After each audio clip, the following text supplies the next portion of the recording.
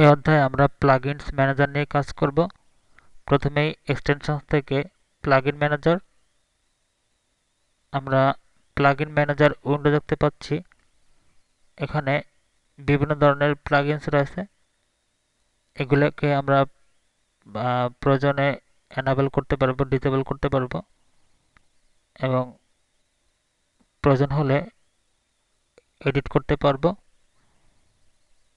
যেমন এখানে আপনারা দেখতে পাচ্ছেন কন্টেন্ট পেজ ব্রেক, এটি এনাবেল আছে। এজন্য আপনারা এখানে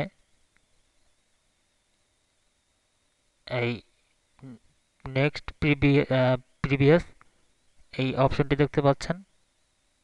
নেক্সট দিলে নেক্সট পেজ চলে আসবে এবং অল পেজ দিলে অল পেজ দেখাবে।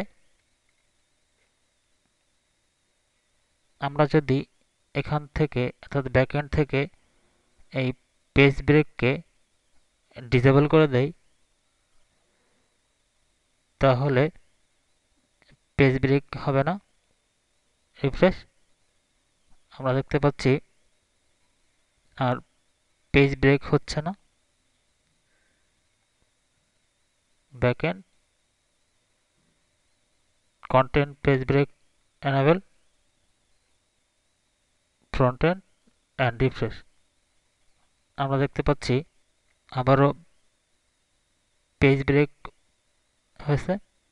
এখানে প্রিভিয়াস দিলে প্রিভিয়াস পেজ দেখতে পাবো। এভাবে আমরা এই প্লাগইন ম্যানেজার থেকে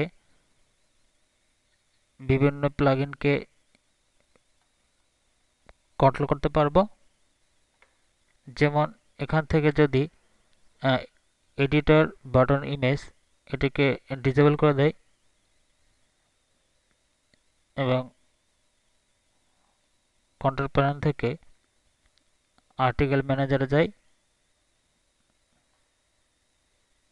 এবং এখান থেকে রিভিউস এই আর্টিকেল উইন্ডোতে আসলে এখানে আমরা ইমেজ বাটন এই বাটনটি দেখতে পাচ্ছি না।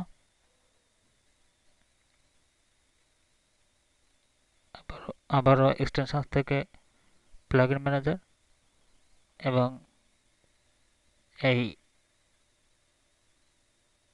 এডিটর বাটন ইমেজ এটাকে এনেবল করলে আমরা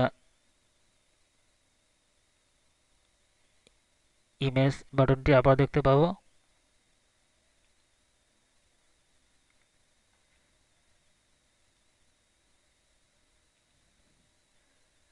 এভাবে আমরা এডিটর বাটন,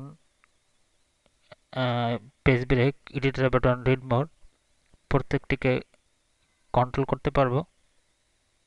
অর্থাৎ আমাদের যদি প্রয়োজন না হয় তাহলে এটিকে ডিসেবল করতে পারবো। এভাবে প্রত্যেকটি প্লাগইনসকে এখান থেকে কন্ট্রোল করতে পারবো। আর যদি কোনো প্লাগইনকে এডিট করতে চাই তাহলে তার চেকবক্সটি সিলেক্ট করে এই এডিট বাটনে ক্লিক, এখান থেকে আমরা content page break name change করতে পারবো এবং এটি এনেবল হবে কিনা সেটা এখান থেকে নির্ধারণ করে দিতে পারবো এবং এখান থেকে প্লাগইন ফাইল নেম চেঞ্জ করতে পারবো এবং এখান থেকে অ্যাক্সেস লেভেল নির্ধারণ করতে পারবো এবং সবশেষে অ্যাপ্লাই বাটনে ক্লিক অ্যান্ড সেভ। এভাবে আমরা প্রত্যেকটি প্লাগইনকে আমাদের প্রয়োজন অনুযায়ী এডিট করতে পারবো।